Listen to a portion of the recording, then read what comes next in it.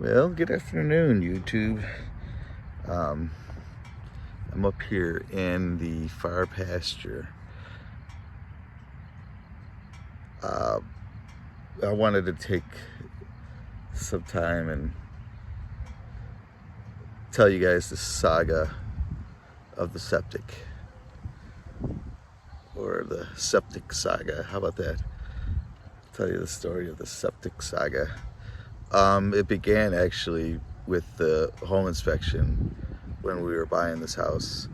The home inspector found 3 things he said needed to be fixed before we could do the contract. One was to secure an upstairs door that used to go out onto a porch, but the porch had been torn off, so it basically went to nowhere. And he wanted that secured in a way that someone wouldn't accidentally walk out. He wanted all the outlets numbered and then marked in the box, that way you could tell what each circuit was. And the third one was the septic tank. He noticed that when he ran all the sinks and flushed the toilet at the same time, the water came up in the basement shower. So the homeowner did whatever they did. I don't know what that was, but they told us it was working and, showed us receipts from some of the work the plumber did and things like that. So, we went with it. And that was 100% my fault. Julie and I have always done these things together, but I think I have a little more confidence sometimes than I really am capable of doing. And by that I mean, I figured the worst case scenario is it needs a new septic, and it would go in the front yard, close to the old one or something. It would be like less than 10,000. All these things that just weren't going to be true. So, and that's what happened. We went ahead and did the closing, and 2 days later we had a big rainstorm, and it backed up into the basement shower, and we were like, son of a bitch. And we talked with the sellers about it, and they agreed to pay half, and we were kind of on the fence about that because, it really was our fault. It was, they tried to cover it up and everything, but,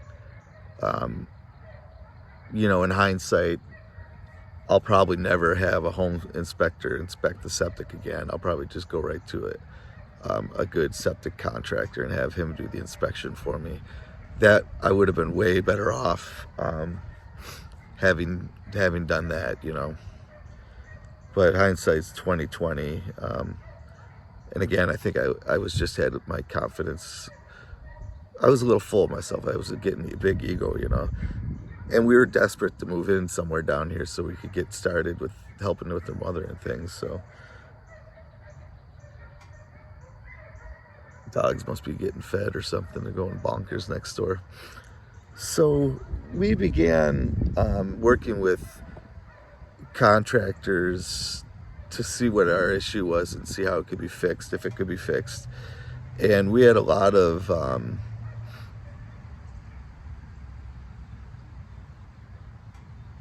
different suggestions, a lot of different ways things could be done, this and that. Ultimately, the state and the county had the final say, because when they came out to test the soil, they didn't find permeable soil. It was just straight clay. Even the spots that had topsoil had clay immediately underneath them. So, maybe we had a foot of topsoil, but right underneath it was solid clay.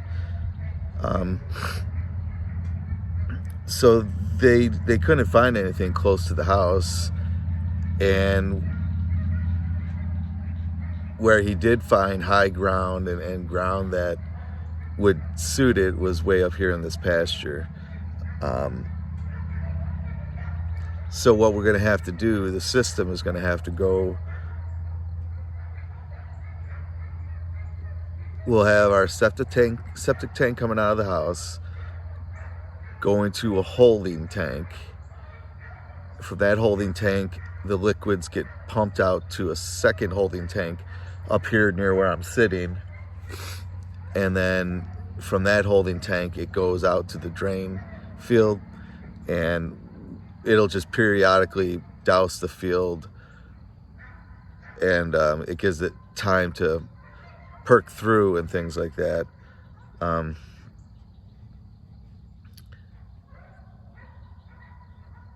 So it's a pretty elaborate system, but you know, we've tried every route. We tried every contractor. You know, there's very few that even want to touch them really once the state is involved. They don't mind working underneath the brand new permit or maybe a reconstruction permit, but they don't like working on the permits where they have to do unconventional systems and fire systems from the home and things like that, you know.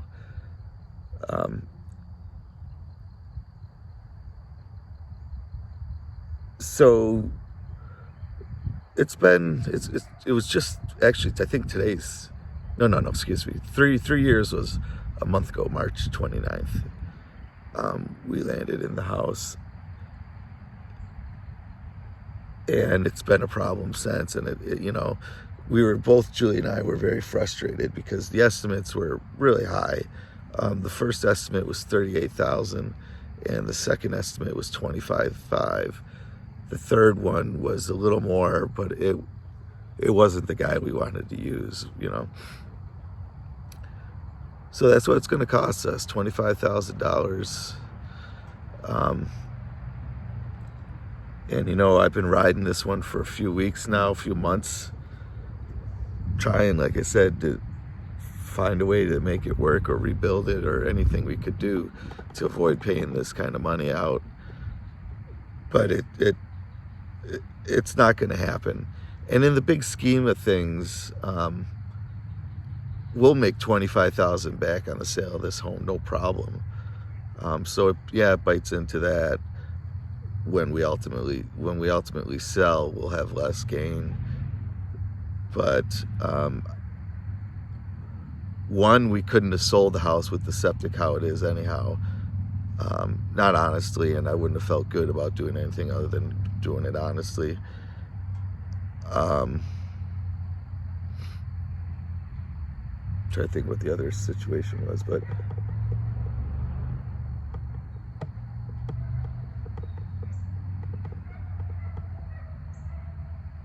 that's kind of where we're at. We just got cleared.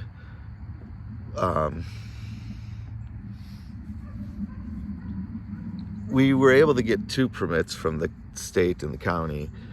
One was a rebuild, just so the contractor could go and pull up a section and see what was going on, and it was screwed up. You know, for one thing, our septic tank is tilted back towards the house, and where he dug down to, leading out of the tank to the drain field, was 3 different systems. It was the original stone drainage system. It was a 10-inch corrugated system and a 6-inch corrugated system, and none of them were working. So it'll just be good to get it all behind us. But it screwed up a lot of stuff. We still have a lot of plans. We've cut just about everything we can out of the picture. We're gonna do we planned one camping trip just so it wasn't a total loss summer for us, and we'll probably just stay close to home and you know, just work with the animals in the gardens and stuff this year. I feel much better knowing that, you know, we're gonna have it taken care of. I feel awful that we gotta pay so much money, but I really do feel good that, you know, no more worrying about doing laundry if it rains, you know, no more worrying about taking a shower because it's rained for 3 days, or we used to have to be really careful. We would take a shower sometimes and leave the plug in, and then like drain the water slowly after the fact. Same thing with like the dishwasher. We would run it really early in the morning, where the house hasn't been using any water for the whole night. There's room, and we can run the dishwasher without any problems. So, but this last time it was just too much. It filled the shower pan in the shower, filled it right up, and it's about a solid 6 inches. And I'm down there cleaning it up, and I'm like heaving and stuff, and I'm gagging, and I'm just like, get me out of here. But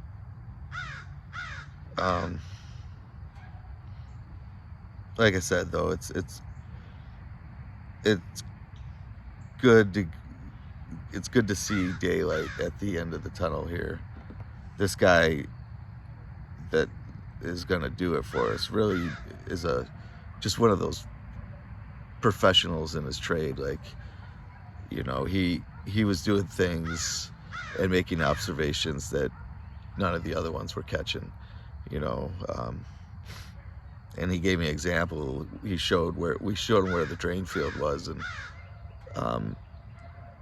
he went over there. Now he was telling us how he didn't think the drain field was failed because there would be a scum on top of the grass right here, and it would be wet right there. Just kind of common sense stuff when you think about it. But if you're not in the trade, it may never dawn on you. Like I never would have thought about looking for a film somewhere on the lawn to see if the septic was making it that far. Never dawned on me. I actually thought about sticking garden hose in there and just running it for a while and seeing if it perked up out of the soil somewhere and I could see. But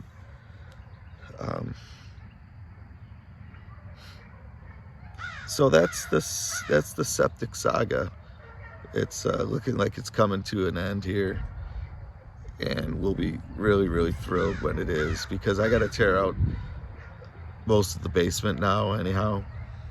But Julia made a good point. We'll put either a new bathroom in or keep the bathroom down there and keep the bedroom down there. It's too convenient to have that extra space. My parents stayed down there the last time, but they weren't able to use the bathroom because we were having issues then.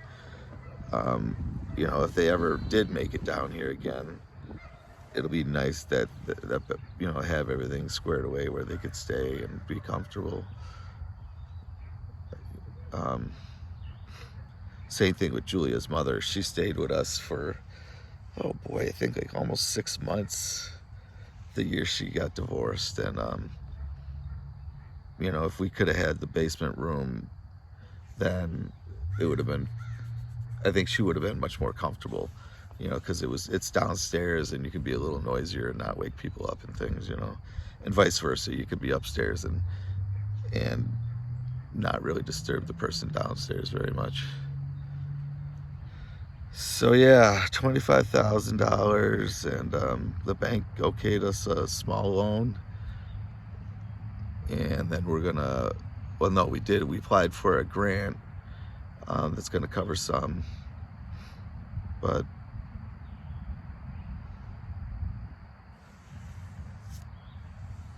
it's been a big issue for us, and Julia has to deal with it because she does so much to the laundry and dishes and things that it's always hindering her progress. And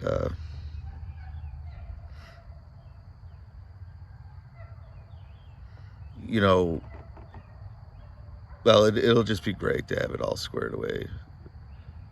But I imagine when they do the system, I'll try to take some video. I don't really want to be the guy that asks 50 questions to the contractor working, but if they dig the ditch and they leave stuff exposed, I'll explain some of the things they're doing. And same thing when they put the boxes in the holding tanks and stuff. I'll I'll try to get some video of that.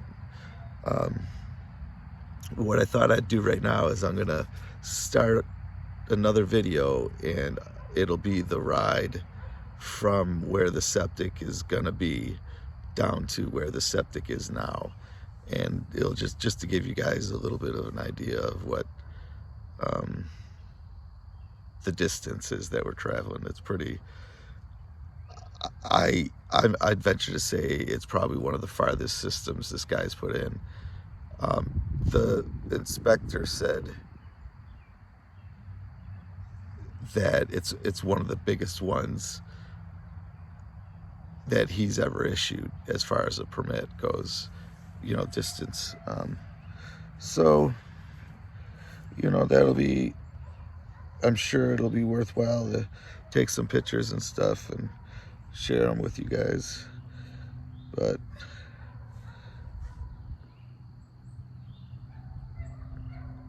let me get situated here, and like I said, I'll put you guys facing forward, and we'll drive all the way down.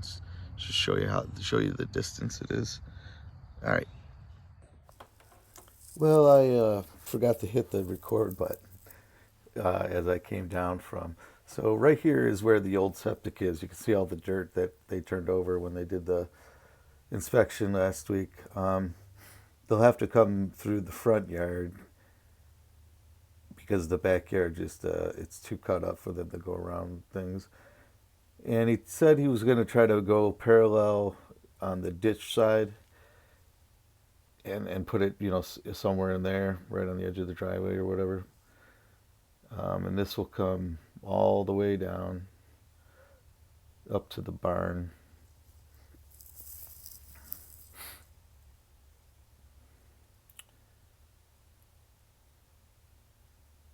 And here it makes a left where it's going to have to cross under two utilities, both a water and an electrical line. It'll have to go under it at least once, maybe twice. And then it can go parallel to the fence line all the way down. This is one pasture we're in right now. And now we're going into the far pasture. And this is really used, this is one of the least areas used, so I guess if it's going to be up here, at least we're not using this area that much. But basically right here in front of these group of trees is where he said he'll put the holding tank, and then it'll actually come back a little bit and be a drain field. So you'll have the septic drain field, and then around that you'll have these barrier drains, which are just trenches filled with drainage rock, and they run to daylight. And when it rains, that water runs out to daylight versus pooling up and slowing down your septic system. So we're probably going to see a lot more water going into the pond, and it's distance. I think it was 0.2 of a mile.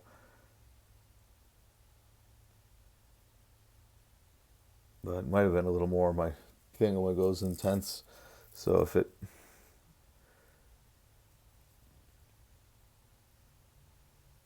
Yeah. It's pretty up here, though. I'll come down riding, and I'll sit at this corner sometimes. But I'm hoping none of that will stop. I'm hoping that they put the system in and we're able to live around it and not have to completely cordon off the area and not use it or something.